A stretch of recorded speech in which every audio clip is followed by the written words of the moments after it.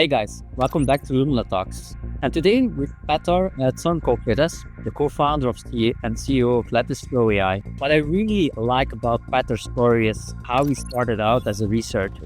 Do we still need compliance officers at all? Or is this the end of paperwork-driven compliance as we know it today? 99% of the enterprises we're talking to is the disconnect between the principles that they want to enforce and the technical controls that they actually implement. And in your opinion, what will be the biggest AI governance scandal what we will see maybe in the next 2 to 3 years? Mild way, I expect much bigger, massive AI, let's say, accidents, but definitely the biggest governance scandal would be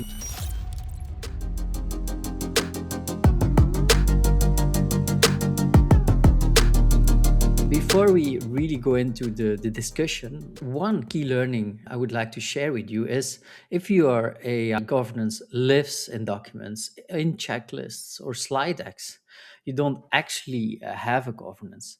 Peter explains in this episode why real AI governance must run inside the code, your pipelines, and your models. Otherwise, you're just hoping nothing goes wrong. And that's just the first one. So, in this episode, we have 15 moments that will change how you think about governing AI in practice into your businesses, your team, and further on. Whether you're building models, approving them, or putting them into production. So, stay tuned. 40 more to come as we get into governance as code, continuous validation, and what really breaks what AI scales. So, grab a coffee, get comfortable, and let's jump in. So, Petar, how did you first get pulled into the role of AI governance and risk? Yeah, so actually when I kind of joined this topic, the notion of AI governance didn't exist. So it was really starting working more towards like trustworthy AI safety. So how do we reason about this, massive models, what we can prove about them mathematically and so on. So this was part of the work that we did back in the days at ETH Zurich, a lot of research to figure out like what we can even verify for these models because we don't know how they work. So the question is like, what you can prove. Can you prove they're safe? What does safe mean? What does fair mean? How do you prove fairness? How do you test it? What kind of guarantees you can get?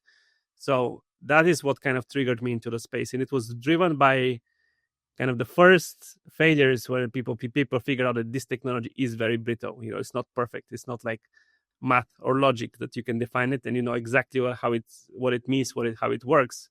That's not how deep learning works. So that's really what pulled me into the space.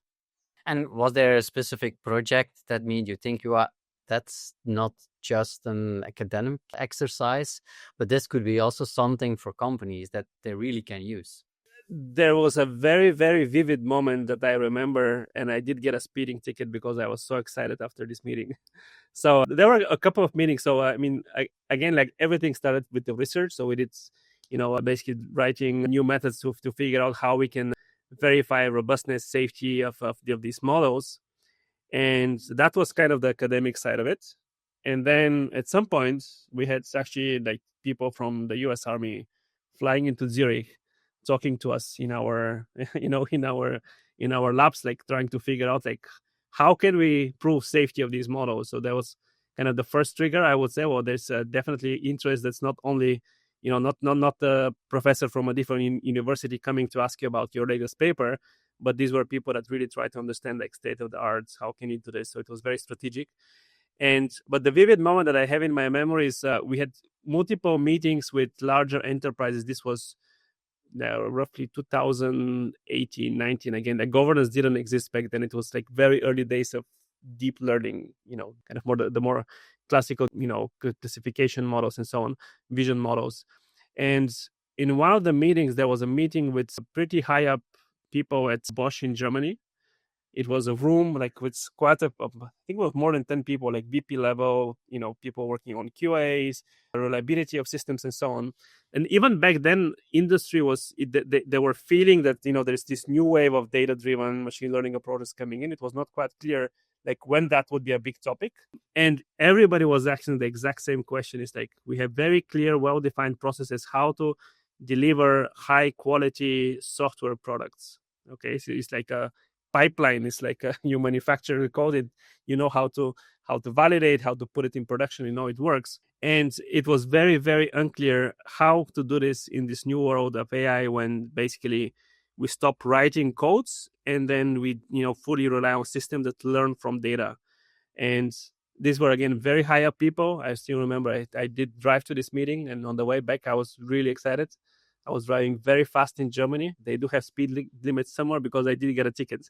And so I arrived back in the lab, and I was telling all my colleagues, like, hey, like this is not this really, really like interest in this topic. It's not just about let's make an incremental improvement to the latest ICML paper. So It's a big journey from 18 to 25. So a lot of evaluated in positive way, but still we are in an early stage of not only AI governance, but to be honest, also data governance. There's a lot of improvement to do. But if we go back to but you what do you do? Who are you? So if you had to explain anyone, your best friends, your family, your mother, what do you do in one sentence, and how would you put it in describe it for someone who is already in this space? yeah, so kind of in layman, in street level terms, fundamentally we want to build trust in AI.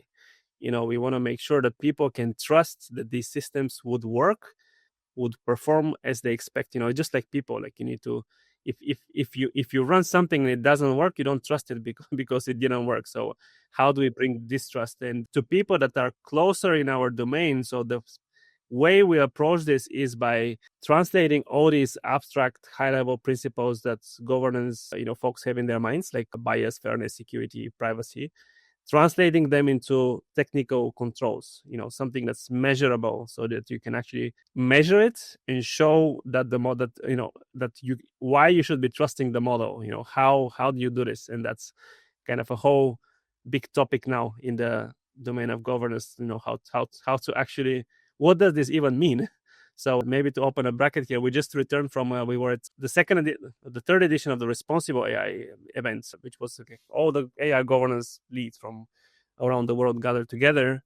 And that's basically what the question was that was discussed for 2 days straight. Like last year, everything was around what AI governance even means, like what are AI risks, what people we need to hire, how do we set this up, and now it's all about how do you actually execute this. Okay, so that's our core focus. So more or less the bridge between regulation, compliance, governance, and the systems, the data and the AI systems, more or less. Precisely, yes, because otherwise these are become two disconnected worlds. And actually, even in some of the conferences, I was complaining about this because there were actually two tracks. There was an AI governance track, and there was the technical governance track. And on one side, you have all the people working on policy, figuring out the processes, defining the high-level principles that they need to follow. And on the other side, you have the engineers that are thinking about, what metrics do I use to benchmark the guardrails? How do I pick the right one? How do I aggregate results? So it's a kind of two disconnected worlds, and that's not very good. These things need to be fully aligned. That's very, very important. Yeah, otherwise it's just disconnected, and you have principles, but you don't. They're disconnected. Everybody might be doing. Technical people might be doing something completely different and misaligned with the risks that you actually want to, and the principles that you want to enforce in your organization. But I can imagine, to be honest, even if I reflect in the use of this kind of system within even a small SME, also an ISO 27001. We are also involved in AI solutions, thinking of how can we really regulate that the product is also ISO compliant. Then the question is always, the ideal product would be, how can a platform help us validating what our developers are doing aligned with the standards that we have as a company, or the standards where my clients, like a NIST or other types of regulations, are asking for. So at least that if we sell it, that we have documents that prove that the solution is really vetted in a way that is matching the requirements of our customer. And that's very hard because today you need auditors. They are very expensive. Then you have a whole consultancy business to do this, and it's not cost effective. It's very inefficient. And today, if you would like to ship a product, you would like to ship it today and not in a month, because that will take the time at least to validate your product. And I think the fields where like your company, but also probably other companies are working on, I'm really excited about that domain. Yeah, and I think in a way, AI governance is pushing governance to the next level by almost like necessity, because a lot of these standards, kind of other standards and governance processes around more classic systems developments, they were, these systems were much more interpretable. So you could do a lot more by just adding process and reviewing, you know, reviewing basically the implementation and so on. But AI is fundamentally different. You have a third party AI system. It's like a black box. It's trained on a bunch of data. You have no clue, that what would you even review there, right? So it's because these systems are like this is pushing like how do you actually validate them, because if you want to talk about performance security, the only way to get answers about this is by going and technically evaluating these systems. Nobody can otherwise, no process can help you ensure this. And that's kind of pushing the whole, I think, also for all the legacy governance processes for classic software systems and so on. This would be even there, it would long term, this would be much more embedded, so you almost like derive compliance and everything from the system, as opposed to doing it post hoc and trying to generate a bunch of PDFs and convince somebody that this was developed in the right way. So kind of AI is by necessity pushing this because it just doesn't work in this new domain. But I think it's where in general, like AI governance is going for many other domains as well. Okay, great. Today, and to be honest, I've also seen it myself. If companies, startups, scale ups, and even also bigger companies like to install, let's say, an ISO or try to obtain an ISO certification or something else in that area, is often very process driven. And I had also the feeling it's, let's say, a kind of checkbox. So you have to tick the boxes to move to the next phase. And I think, yeah, we should find solutions for that so that we can, yeah, it's more a part of the culture of how, let's say, how we align our processes to specific standards, but also how they are linked to our products that we build. How do you see that yourselves? Yeah, I mean, how to align the kind of the host, all the standards and like the stuff you need to show for compliance, how to align this with the product that you're building, and that it's aligned with like the value what you ultimately deliver to customers and so on. So I think a lot of that also kind of boils down to what's in these standards. So they have to be meaningful. They have to require things that's actually aligned with what makes sense, what reliable would mean ultimately for the customer or who would be using this. And so that's really what it's about. And again, I think specifically for AI, where it is a fundamentally new type of systems, it's the right way to go forward with this is not to go too deep into process, because that's still useful. You need to have some structure, set up responsibilities, make people accountable for what they do. That's like in any organization, you need to have this. But then you cannot stop there, because you need to make sure you can measure all the requirements that you ultimately would want to define for your product, and that customers would care about and would value, and then figure out basically how to also connect this to technical controls and how to measure this. And if you go then more to the abstract principles like fairness and transparency, yeah, and bring it into the technical rules of the systems, how can you check that? How do you see that? Yeah, so specifically, I mean, there's of course a lot of research on the topic, and typically standards will stay, and including the EUA Act, and they will say these terms in a very high level, and that's again where the challenge is, because then the question is, well, what would fairness actually mean?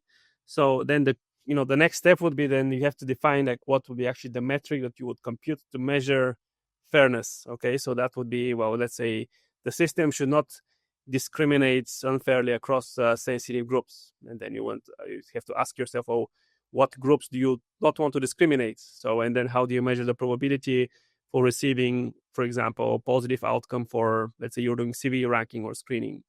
Do you get the same probability for males and females, different ethnicity, and so on? So defining what are these groups, and then defining also the metrics that you compute, and then measuring these properly with tests, so you can get some real evidence, very verifiable evidence on how fair your model is.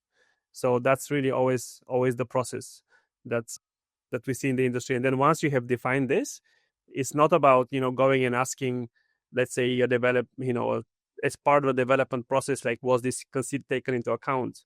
That's not enough. That actually doesn't work, because even if you have, let's say, you may make sure that you have equal number of male and females, this doesn't mean that's the output, the model that you would train on this data would not be biased. So you would always need to get and ultimately define these metrics and measure them at the level of the model. Yeah, and I think it's also very important, let's say, how to embed these checks and balances in a way into the pipeline of those that are building the product, say in your CI/CD, the deployment, the monitoring. This will, of course, change the daily workflow of developers and compliance teams. But how far are we from that point? You mean from embedding it and making this? So I think it's definitely not the case where these tests and the kind of checks controls are implemented. Ideally, as you said, this goes not post factum, that system exists. You need to be shipped to customers, and we need to go through all these evaluations. Ideally, this goes really upfront. It can be done. So there's a lot of, including us, we have open source frameworks for the UA Act for general purpose models. So these are things you can deploy and measure very early on. The reality is that, they typically do get checked pre-deployment, basically, whenever you need to go through certification or a customer would have questions about this. So it's done later. But because once you go through this process, that's the good thing, is that it does become executable, right? So it's end to end. So you have the metrics, you have the tests, you can actually integrate them and run them early on. So that's at least, like, for once you set this up, you can basically for free repeat this process. So you could have, for any future iteration of the product version of the model and so on, you could regenerate these results. So it's not like having to call a consultant to come and inspect your evidence and reports about something, but it's something that you can embed in the development lifecycle as well.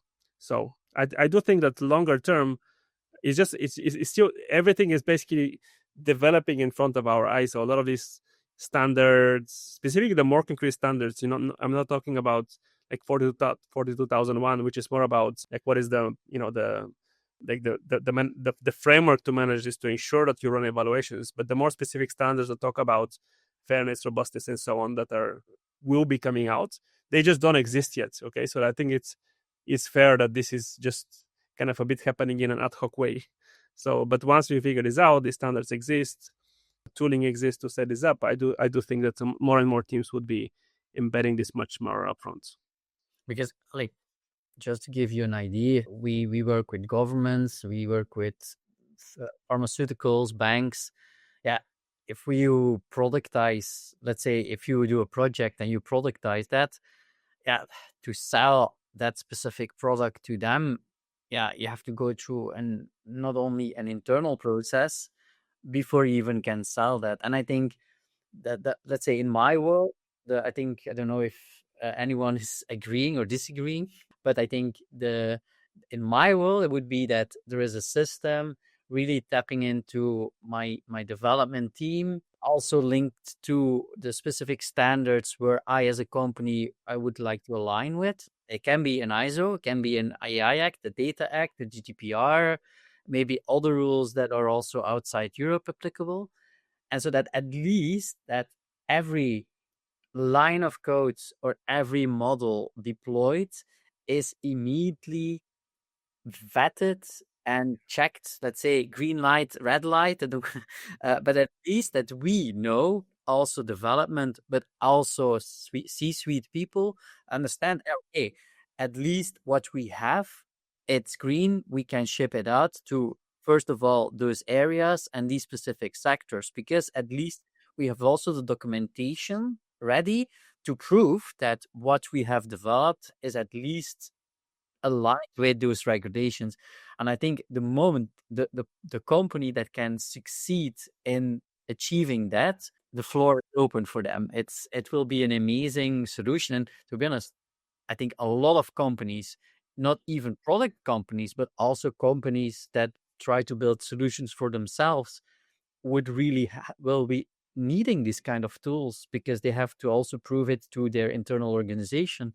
And I think that's an yeah, I'm really looking forward for this kind of evolutions, and I hope you can play also a crucial role in that.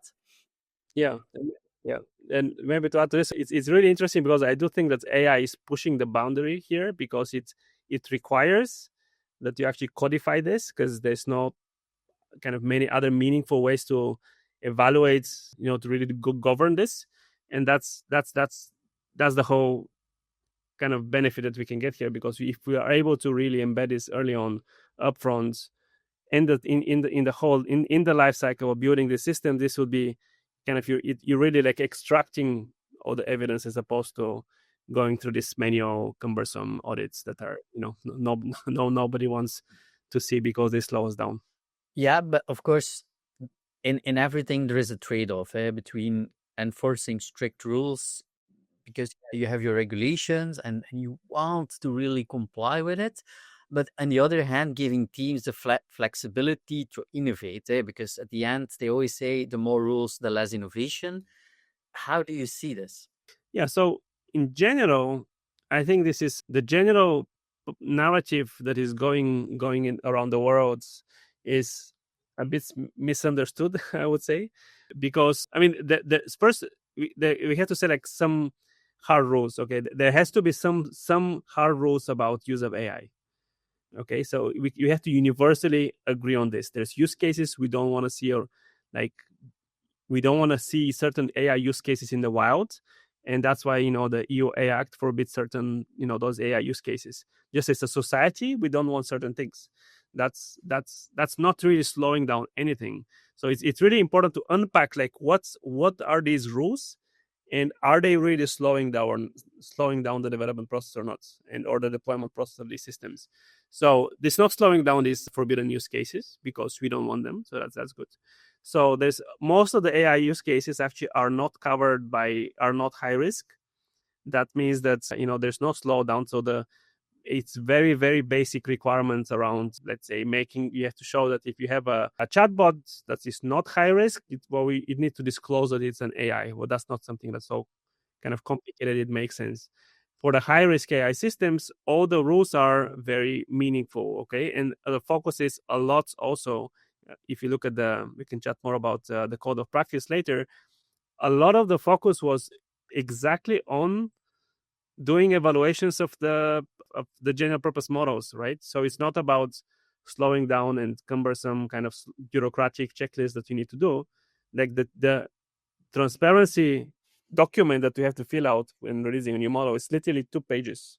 Okay, it's 2 pages. You have to do like very basic description. This takes half an hour. So this is not really slowing down anybody. So I do disagree with the narrative that it is slowing us down. I think there was kind of an embedded narrative in the public opinion, because AI companies want to just not have any rules, but this doesn't make sense. And just actually, yesterday also California approved now the first AI rules for their state as well. So that's again something that will be very widely accepted. And I disagree that this is slowing down AI innovation in any way. So the question, if we want to speed up innovation, the questions are not about regulation. The questions are about, how do we get more faster iteration on models, like more data sets, to be available, more open source, so all researchers can kind of quickly iterate and improve these things, as opposed to doing things behind closed doors. So these are more the questions that are slowing down the innovations. If things go towards closed doors, that's not something that's useful for the world. I fully agree. And I think also from a regulatory point of view, you can also use it as a kind of USP. Because at the end, as a startup, you can say, yeah, it takes time and it takes maybe extra money to develop. But the moment that you have a certain USP and a market product fit, at least you will have the advantage to scale faster, because at least it takes the boxes, if you can see it like that. And that means that, yeah, the floor will be wide open to take market share. So at the end, regulation, there's one side effect: it costs more money and more manpower in a way. But if you can, in a way, solve that, it's an enabler, it's a boost for businesses. I'm convinced of that. Of course, we in Europe are a little bit more in the regulations than others. It does not mean that we are maybe too much, but in the end, in November, they will also announce to, let's say, soften a softener version of the AI Act. At least they also understood that, because I had a discussion in episode 2 with Kai Zanner about it. He was also one of the writers of the initial AI Act, but also worked on the updated version. So they also understood that, yeah, they have to adjust it, because today, yeah, it's not specific enough or just too specific. So they want to find a balance, so that at least where we are in 25, 26 next year, at least that the acts, the data acts, everything what comes from the European Union, at least that it's written for the companies, but at least to help them and not to work against them. But again, it's a thin line. It's regulations is always a thin line between, yeah, what is too much and what is not enough. And I think a lot of people can debate about that as well. But in the other hand, for example, the governance, do you think that in one day, if it's fully automated, that we even still need compliance officers? Or, yeah, how do you see that? I think we always have humans, we need, because the whole point of governance, AI governance, is to align AI with people. If it's, let's say, in the context of an organization, and AI governance means that these organizations wants to define their own definition of AI trust, their own principles that they reflect their values, align with their customers, products, and so on.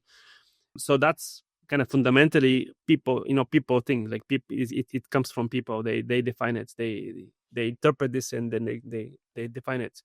So what can be automated is, once this exists, kind of this definition of AI trust, if you will, which is kind of put into this governance principles, then translating this to make sure that to technical controls, evaluating the systems continuously and so on, then that's the part that you don't want to have people involved, because not because we want to do it with less people, but because you cannot do it.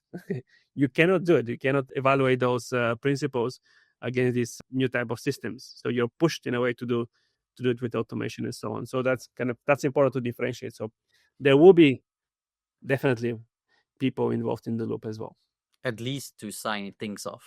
Exactly, because they align. Again, the goal is that we want to align AI with our principles or the organization principles and so on, and that's fundamentally something that people would be creating. Okay, great. I think now we can go to the let's say the 5 questions where you have 1 minute. So pay attention, not too long, keep it concise. Now, so what is, in your opinion, the single best blind spot enterprises have when it comes to AI governance today? So the biggest blind spot for 99% of the enterprises we're talking to is the disconnect between the principles that they want to enforce and the technical controls that they actually implement. So they're literally flying blind. You define something in high level terms, and then AI teams do something that they very often don't know what to do exactly and how this aligns with these principles. So that's definitely the biggest blind spot here. Okay. If you had to bet on one standard or framework becoming the global language of AI governance, which one and why? Definitely the code of practice chapter 3. So the code of practice is the pre-approved guidelines for compliance against the EU AI Act for general purpose models. And it clearly states that this is not about paperwork. It's focused on evaluations, science-driven, focusing on state-of-the-art and future-proof. So I would definitely put this as the tone for what AI governance should look like. Okay. And how should companies balance AI performance versus compliance when the two are conflicting? That's common trade-offs, and the answer is very simple. So pick the best performing compliance solution. So compliance is a hard rule, non-negotiable. So that gives you you cut out those solutions from the universe of solutions you would use, and then performance is optimization. You want to pick the best, the best of the best. So that's what you optimize for. Okay. And in your opinion, what will be the biggest AI governance scandal what we will see maybe in the next 2 to 3 years? It's probably a little bit upfront, but 2 years. I think actually it's very easy to answer this because there will definitely be a lot of scandals, especially on the high-risk domains where there would be lawsuits, and we are already seeing some of these in a mild way. I expect much bigger massive AI, let's say, accidents happening, given that it's a Wild West. But definitely the biggest governance scandal would be at the level of something around national security, because even the EU Act does not apply for those use cases. So that's an exemption. So something around at national level, around misinformation, around elections, something would blow off. And this, in my view, would push the world towards global AI governance at some point. Okay. And if you had to give a CEO of a Fortune 500 company one piece of advice on AI governance today, what would it be? I'll say this because we have seen it at some of the organizations. So it's very, very important to unify AI strategy and governance under one umbrella. Okay, so you cannot almost like sideline AI governance at some of the organizations working with risks and so on, and then have your AI strategy business units using AI in a different place. So if you align those two, it's much easier to actually move fast in a responsible way, because then everything is fully aligned, so you don't have to risks it, they can be literally embedded in how you're building applications, how all your AI products are benchmarking, evaluating them for compliance against your principles, what clients need. So putting that under one umbrella is very, very key. And we have seen it working successfully at multiple large corporations, but it's not the standard of what happens. So that would be my advice for the others. And I have one that I just created myself, not one that I shared with you, but do you think that there is today a too big disconnect between data governance and AI governance? I think they do touch on different things, because AI governance really moves towards the models, the systems. So because again, even though AI is data driven, you cannot, a lot of the properties and requirements you expect of the systems, you cannot check at the data level. You may have checks on bias on the data and get biased models. So AI governance is pushing the boundary basically more towards the system and making the black box transparent, as opposed to tracking all the properties that you expect on the data. So it's an add-on, and then data governance would become then a subset in a way of AI governance that has to cover all the aspects. Okay, great, thank you. A lot of people hear AI governance or the AI Act and immediately think limits, friction, slowdown. But we see something very different.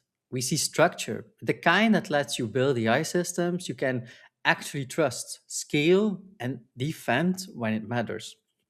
Regulation isn't there to stop innovation, it's there to really raise the bar.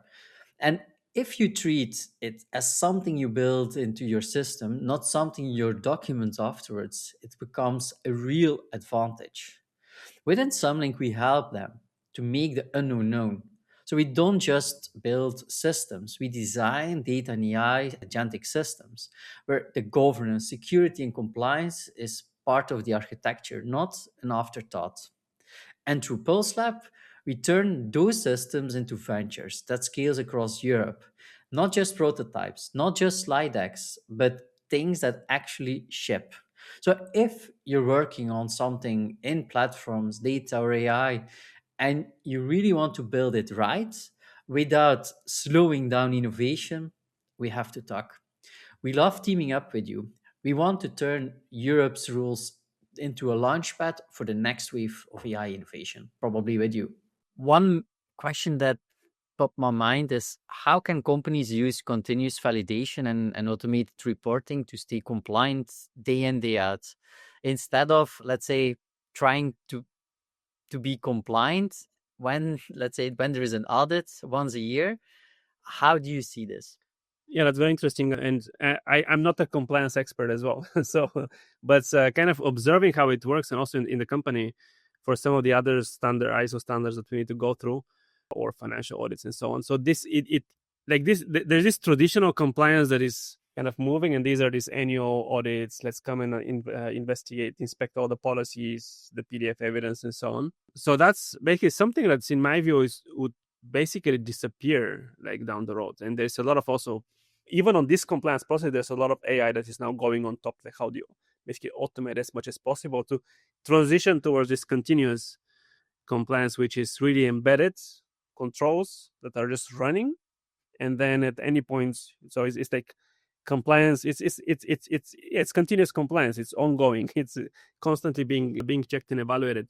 So that's where things are going. And for AI, that's the way to do it, because by definition, it has to be ongoing. I mean, just think about this. Like, base models are getting progress like literally on a weekly basis. You get better improvements. So if you swap the base models, you get a completely new AI system.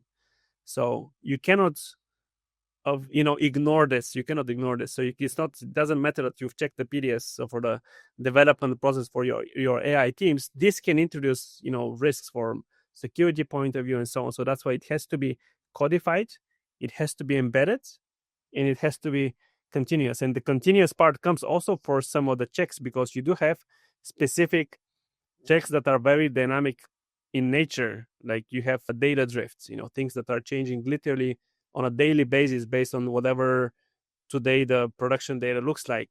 And this is really where kind of this manual on interval based compliance checks just completely collapse. So AI is basically, or by the necessity again, pushed it to already converge very quickly towards something that's continuous and implemented and embedded. But I think that's also where a lot of other non-AI things would also go towards, and to also simplify this, so it's less of a burden, but it's something that basically comes almost for free. Yeah.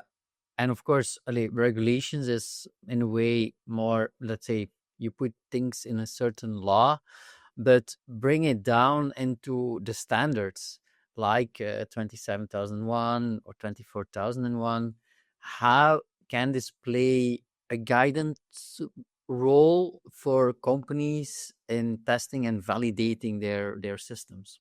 I think these are really the first entry point standards that talk about like what is the framework to be used that you need to have in place to actually run evaluations and tests on the systems. So it's more on the process, but it's foundational, because this is where you want to start. They don't by themselves talk about how do you actually test for robustness or fairness, security, and so on. So all these other kind of more refined standards that are targeting specific requirements and controls are about to come out. So that's where a lot of the focus is now. And we do see there's already quite a few companies that have gone through 42,001 to ensure that they have defined these like basic processes and frameworks in place in their organizations. And now the next question is, well, how do you actually now execute these controls? Like, what controls do you actually implement for your systems? So that's where the current focus is. But in the other hand, do you think that they can standardize those controls based on specific use cases? Or do you think we could give those companies, in a way, the freedom to define the controls to prove that the controls really work for them? They have to have the freedom, because they cannot, it's very difficult to define them in such a precise way, given that, there's many different use cases and so on. Even if you look at the code of practice, for example, it is fairly generic. It talks about how do you What framework do you put to identify risks? How do you evaluate them? How do you ensure you have state-of-the-art processes and so on for evaluation? It's not fixating it very specific to say, okay, test for robustness and use like these 3 papers to do this. That's not how they're done. And this is the right way. They have to be open on that side, because companies do have very different domains, and they have to, even for things like bias, they have to be thinking about, like, so there has to be a process on how do you identify what bias even means for our domain. So what's the process to identify those, and then how do you test for it? So it's inevitable that they have to be more generic, more open-ended, the process. But then once you go to actually implement the evaluation to assess, then you have to be concrete. That's key. Okay.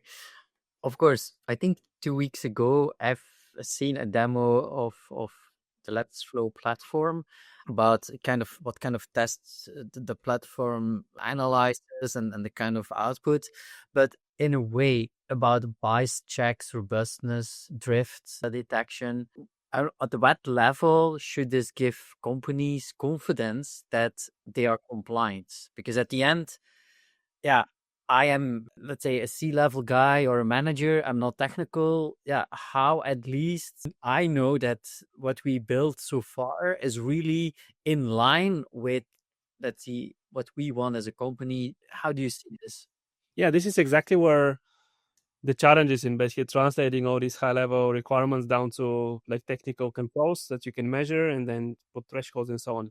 That's exactly where the challenge is, and where everybody's wondering, like, how do you actually do this? And what we're pushing very hard is for certain well-defined domains to have this almost basically out of the box. So if you think of, again, general purpose models, you can, or like something very generic like a chatbot that you want to put on the market, we are very prescriptive on what controls to evaluate. Because they're more generic, this also means we evaluate many different systems. So we actually know what's the kind of the industry, almost like not the industry standard, but what do results look like around the world. So what is, like, let's say, what is a high secure AI, general purpose AI model? We can define this. Okay, so this is defined relative on what other models, other systems achieve on these controls. The reality is, so this you can pre-package for a lot of the more general purpose use cases, but a lot of the use cases are very domain specific, and that's what we see constantly on an everyday basis. Like, for example, you would have companies doing like breast cancer screening, and then the biases are very different. They're thinking about brightness is of the photo, or is there like an artifact or a stamp on the photo or something written on it. So these are all artifacts that can cause these systems to misbehave, and they have to think about this because these are very specific biases that their data has, and they have to think about how do we define those and how do we go and measure those. So that's exactly that's exactly how this translation works. How do you take something very high level such as robustness, for example, and define what does robustness mean for your domain and how do you measure it. So it's a process on how you go through this exercise. And I think also in a very important aspect within compliancy and the standards is just, the mass of, let's say, of standards and compliancy where I as a company should be applicable for. But in the end, it's also sometimes overlapping in a way. How should we, at the end, what would be the point of let's say, what would be the ideal solution for that? Because at the end, if people get fatigued about so much compliancy and then they think paperwork, how can we get rid of that? Yeah, I don't think the paperwork is necessary, and specifically in domain of AI. Again, if we look at the code of practice, which is the guidelines for compliance against EU Act for general purpose models, it's not paperwork. It's really evaluations and results. It's a 2-page document for transparency, defining what is your copyright policy and how do you avoid training on copyrighted data, and then a whole set of how do you set up your risk framework for security and safety technical evaluations. That's where the focus is. So, and that's already this is aligned with what companies want to do anyway. So whenever they release models, they would always go and release what are which safety benchmarks they use, security benchmarks, what are the results. So it's not putting them into defining like a very complex 50-page process on how do you do X. That's not how the code of practice is phrased, and that's how AI governance would look like as well. And it's also not workable, to be honest. If you have to, It doesn't work exactly. Like who would read this? And again, what you asked earlier, which resonated with me, like how do you align this with your customers, for your product? So is it this 50-page process stuff, or it's like making sure that anything you ship has been fully tested, verified, reproducible, and works, So you can ask your customers and see what they would choose.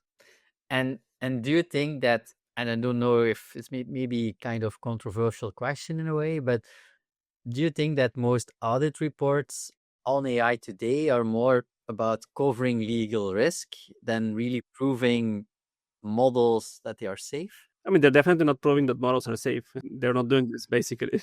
But of course, yes, for you do need legal language, and this is like standard things that you do need to have in place, like a copyright policy. You need to define this. It's you still need to have description, the tooling as well. Like how do you avoid training on copyrighted data, for example? But you also need the legal test around this. And so really, like all this reporting it's really just interface between people that is kind of disappearing, especially in this domain of AI, where it's less about the paperwork, it's more about the evidence, and that's where things are converging. Okay. And let's say if we are building an AI system, let's say performance is very nice. In a way, we are nearly compliant, but we fail one compliancy test. What should we do? Do we allow it in production? So I mean, it's like what the question is like what would be the compliance check that would fail? I mean, most of the checks there would be the hard non-negotiable checks, such as it's a forbidden use case, or you found that like what would be another, like you haven't evaluated, for example, the accuracy of your model. If it's high risk, there's you must do this.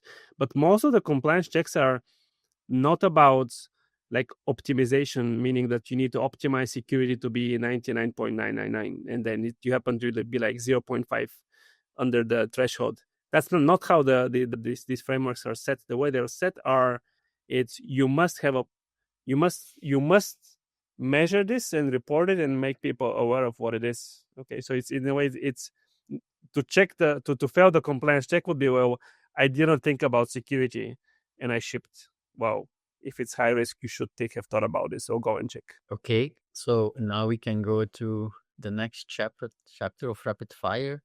So here it's pretty simple, yes or no. And sometimes I know you will say, yeah, but, or I would like to clarify. You have no, that's not possible. It's yes or no. So the first question, is the EU AI Act overhyped? It's not overhyped. No, just the right amount. Will every enterprise have an AI governance platform by 2030? Yes, for enterprise, yes. So this is just like cybersecurity. We'll get there. Should regulators use AI to audit AI? Very controversial when I hear many opinions, but yes, we do need to use AI to govern AI. Can bias in AI ever be fully eliminated? Really eliminated? That's an easy, definitely no. You cannot. I mean, the models, they do discriminate. That's their whole point. They discriminate. So, we would never get rid of this. Is open source AI harder to govern than closed models? So no, open source models are easier to govern. I mean, you have full access, code, everything, especially for open source, not just open weight. So no. Should auditors be required to have technical AI training? I hope not. No, hope we don't go there. Do most executives understand AI risks? No, I would kind of stretch it. I think even people from the domain, even us, I mean, like we're trying to understand AI risks. We don't. So definitely no, hard no here. Will AI governance slow down innovation? Yeah, yes, and they do. So many of the measures are proportional to the organization. So yes. And will AI governance become a bigger boardroom topic than cybersecurity? 100% yes, definitely. I will hope for that. I will vouch for that. Okay, then the next part, governance at scale, and then we are nearly at the wrap up then. Okay. So in this topic, governance at scale, we have to think about dozens of models. But how can AI governance scale across the entire life cycle, let's say from development to third-party systems, without slowing down innovation? Because we already said, and you already mentioned it, regulation will not slow innovation in a way down, but scale is also a factor that plays a crucial role. How do you see that? Absolutely, yes. So first, I would say that enterprises are not at the level, kind of have not yet hit the pain point of scale, because despite all the investment, like last year 600 billion investment in AI solutions, the reality is that out of the hundreds of use cases that they're building, an enterprise like a bank would have 5-6 applications, AI applications, mostly internal, in production. So they kind of don't need a scale yet. So of course, project this 2-3 years down the road, then there would be definitely a jump. As once we figure this out, companies would be heavily relying on, hundreds of AI systems basically embedded in almost like everything, and that's where the challenge would be. And like the question of integrating, because you mentioned like integrating it into the developments, I think these are, because there's two sides to it. There's one is the development side, which is AI providers building AI systems, and how do they integrate these controls very early on, so whatever they shipped is already basically green checked and so on, so customers can trust it and it's out of the box compliant with the standards. That's one aspect. So that is possible, again, because you must codify it, you cannot make it work otherwise. And it's kind of works similarly on the opposite side, on the customer side, which would also done checks. They would also perform checks on their data, based on their principles. So there would be extra validation done there as well. And it would be similar. Again, it's about embedding these controls. And again, because you, for AI, you must codify, you literally must implement this. The scale does become easier. So we do see a lot of manual AI governance right now, where it's like somebody in the organization said yes because whatever reasons, and then they give a report about this. That's the thing that would not scale, but that's also not where AI governance is going. So this would be codified and automated. And compared to ISO, you have to write down all your assets. Do you think we should also create a kind of inventory or a register of AI models? That's kind of the backbone of governance at scale. Do you think we will need that? Will this BPME be a requirement within specific standards? How do you see this? That's definitely the backbone and starting point. We do see organizations, it has to be a backbone and starting point, because you need to know what you have before you kind of go further. It is a big challenge. Companies actually don't know what they have. There's lots of kind of all sorts of shadow AI, whether it's embedded in SaaS applications that somebody decided to introduce an AI feature, but guess what? Now this changes the entire compliance pipeline for the company. So you need to know this, but you don't. Whether it's developers running open source models, doing all sorts of things, or models hosted in cloud, in private clouds. A lot of no code, low code solutions where it's the technology is getting democratized, so everybody starts building these, their own AI workflows. And so cataloging this is very, very challenging, and a lot of organizations do struggle. But it has to become the backbone, the starting point for understanding what you have, then figuring out of the tens and hundreds of things that you do have, what is it? So doing risk screening. So if it's foundation models, are they being used for improving your emails, or checking, prioritizing CVs? Because you can do all these things with these are general purpose models, but they have different risk implications. So how do you screen those, and then go to assessing them, mitigating the issues, and so on. And of course, we already mentioned different models with specific purpose, specific use cases. But how do you decide which ones need more strict oversight? Is that, for example, is that because it's in a specific sector that's more regulated, or is it because it's more people oriented, like an agent that would decide hire, no hire? I don't know, it does not exist yet, but let's say we built it. How do you see this? What's the line? Interesting question, and there's two forms of how do you prioritize. Let's say you have like 200 systems. Well, which ones you need to pay attention to is basically the question. So if you look at the regulations, they do have their own definitions of what is high risk, what are the obligations. Like the EU Act does define those categories, and with somewhat blurry line between them, but this will be concretized over the years. So that's kind of one part. But then when we talk about AI governance within an enterprise, then they have to define how to prioritize themselves, they independently from all these regulations. And we do see right now in the early days, there's less prioritization, largely because it's just early days and companies have, 5 AI systems, and you can basically look at all of them. When you go to 500 systems, that's a different question. How would you deal with this? But we do see some first steps towards figuring out how to do this, how to, for example, estimate the risk based on likelihood. Let's say your chatbot is giving toxic outputs. Well, what is the probability of giving toxic outputs, and what's the likely damage of this? That's, for example, you make it in the in the newspaper and harm the reputation of the organization. So these are the kind of directions that's kind of adopting standard risk methodologies based on likelihood impact to figure out how to prioritize things and which use cases to pay attention to. But I would say nothing advanced or formal exists yet. So again, because we're not yet fully at the scale, the need to scale. It's a lot of evolution to go there. For example, I am also part of member of OWASP, mainly in the security aspects of agentic. And let's say one of the domains that I spoke about lately is what will be the identity of all those agents. Let's assume you're a developer. A developer is, I don't know, maybe there is a development agent for my employee where more or less he will only validate the outputs from the agents instead of using Lovable and I'm the developer. No, he will generate the code with prompting and I will work further on that.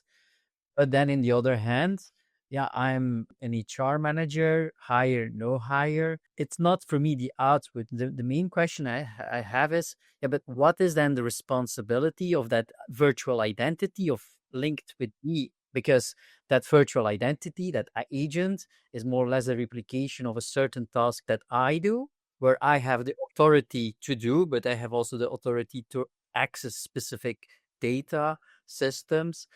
How do you see this evolving about the identity level of those agents, especially in scale where you have maybe multiple agents, hundreds, 50, 20 agents collaborating, maybe to build an automated podcast? Because from research to scripting to maybe myself, what we do now, it will be maybe an agent, no podcasters anymore. How do you see this?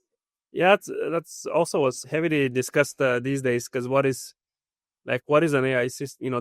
There's some definitions, of course, but there's also lots of components. You have the foundation models; they get put into workflow. So where do you really assign the identity and draw the borderline for what you really govern? What you really evaluate then and against your principles. So I do see as an evolving. I haven't seen like a clear answer to this. I think right now, these days, it's still very simple, again, because it's very few use cases and these are well defined, so people can even like manually sit down and like go over them, define what they had. But as you said, like this is evolving towards the area where people are just using something that is not explicitly known to the organization, and then this still needs to be tracked. And that's this just a new challenge that would be emerging, and it would gets more and more important, because that's just where things are going. It is getting again democratized. Like anybody can be downloading, running this on your laptop and building all sorts of things.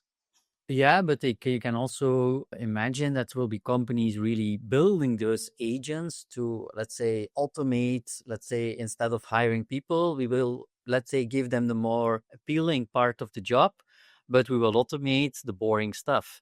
And then it's let's say a kind of question I have myself. Yeah, but who will be responsible if something's wrong? Because at the end, yeah, I as a company, I built it, but it's my employee that makes the decision based on an output of that agent. And then it's a thin line, a thin line between, yeah, but who is responsible in that entire discussion between, yeah, responsibilities? Is it my employee? Is it me as a company? Or is no one responsible? What's not possible? So, how do you see this? Responsible.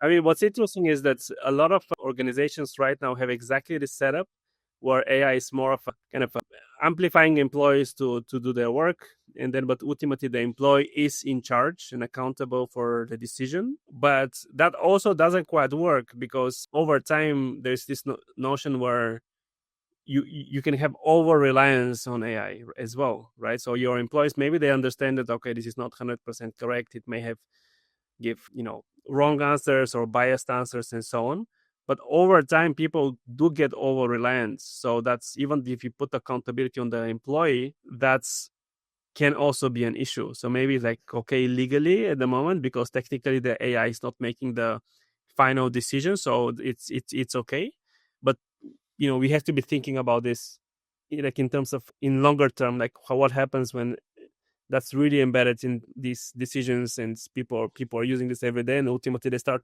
trusting a bit maybe too much. So how do we protect against these risks? Yeah, but it's also something human. If we check, for example, and now not about AI, but social media, how many people are consuming social media? It's all the truth. But it's the same what you will see in AI. People will use it, they will consume it, they will consume the output and think it's real. And it's not real because you have to still be critical, a critical mindset to validate, yeah, but is this output really correct? And if not correct, okay, but it's not. And that's my biggest fear. Are people enough cautious about, yeah, that kind of evolution? Because to be honest, social media was not in, let's say, it's good in a way, but it has also side effects, negative side effects. I'm also convinced that this will have also negative side effects for companies. And I think that is also a part of how do you govern that within your entire organization, not only from testing and validation from a code level, but also, yeah, but if you have those systems in place, yeah, how do you behave as an organization if something goes wrong? But of course, it's a very difficult topic. It's not only that, it's security, cybersecurity, access. It's also a difficult topic, the collaboration between agents. So yeah, it's easier said than done, but exciting. Yeah, and I heard this phrase where, and again that's not my expertise, but it is true that you cannot put controls only on the AI. You need to kind of put controls on people as well, which is what we're saying. So if a person is over relying, like how do you control for that? Of course, education, training, all these things are important, but we do need to. It is a real thing as well. So how do you control people? And especially AI systems become, let's say, also more and more autonomous. Of course, there's also a kind of regulation about that. What can be autonomized and at certain level, but is governance at scale even then realistic, or will it always be, let's say, chasing behind? It's, let's say, regulation is always behind the technical evolution. Do you see this as well on that level? I think that's normal, and that's not necessarily bad. I think it's because then it's more informed. You actually understand what's happening. So if you do it too upfront, it's just there's not enough information to define what even makes sense. I think the EU did have a bit of this challenge where it came very early without having like the clear guidelines on like the code of practice. Basically, that was then very very prescriptive on what you need to do, and that puts a lot of challenges. Like how do you determine what is high risk general purpose AI model? Like what do you put? What's the criteria for that? So I think it's normal to go a bit later, to delay with some things because they're just kind of has to stay in the science lab for a bit longer until they get clarified, basically. Okay, great. Thank you very much for that part. Before we close, let's take a step back. Of course, if someone is listening today that had to take just one action to make their AI project more trustworthy and practical, but also strategic, what would you tell them to do first? So definitely the key one, like the one action to do is to really evaluate the system. So don't stay at the high level principles and think that you have put things under control. That doesn't work. So figure out, how to take this to the next step and connect it to like the real technical controls you need and how to measure this. So that's something that anybody like thinking about AI governance should really be thinking right now. Very helpful, and I fully acknowledge your point. Looking a bit ahead, let's say in a few years, 5 years, what's the big picture that excites you the most? And not just the risk, but the opportunities it will give. How do you see this? So projecting forward, definitely, I mean, that's what any AI kind of frontier AI lab is working on. The exciting thing is AGI. How do we build something that's highly, highly capable, that's not just doing kind of narrow AI use cases, but can do, anything that people can do. And it's, we will get there. The question is, when do we get there? And that's really the exciting thing. And what is exciting is kind of how do we build and ensure that we do make these like future AI systems, highly capable system, really a force multiplier to people that work with people to solve like key problems, like, unlock cures for diseases, accelerating medicine. And all this will be possible. That's really, really coming. And I think what's very, very important and what's kind of, because we talked really now in a very practical terms so far about like governance in an enterprise, how do I make sure they're secure and so on. This is kind of the short-term topic. But once we go forward, there's so many exciting unknown things and risks about a system that we need to be thinking about. There's very good research around like figuring out, if you think of all the models that we produce right now. So first we would always train them on this massive, pre-train them basically, and then align them with people. And that's actually risky on itself, because there's a lot of the models have kind of start showing some emergent properties like deception, like they would actually lie to get something happen. We see properties where they try to literally self-preserve. Okay, so if you want to update the models, modify its weight, it would actually take actions, covert actions, to not, to preserve itself. These are like completely uncharted new territories, very different from, automating a workflow in an organization. And I think these are kind of on one end like very exciting things, because we will get there. But the key question would be, how do we actually tackle this like next level of risks, and making sure that these systems do stay aligned with people? That's a very interesting question. Yes, and then of course is the question, but what will we do? Exactly. So, and we have to pay the taxes. to think about this upfront. Exactly. So if I was back in the research lab, I would definitely be working on these topics. But it's also important to solve the short term kind of practical risks for companies as well. Okay, great. Thank you very much for having you today in this episode. It was a really enlightenment at certain points. So thanks again, and we keep in touch. Before we close, I want to leave you one question. And it's not a theoretical one. So if your AI works perfectly but fails compliance, would you still ship it? Because that's the real test. Not how smart your model is, not how fast it performs, but whether you're willing to stand behind it when something goes wrong. And Petar made it in this episode clear. AI governance isn't paperwork, it's a decision. A decision about trust, responsibility, and where you draw the line when machines start acting on your behalf. If this episode made you uncomfortable, we succeeded. That's usually where the real work starts.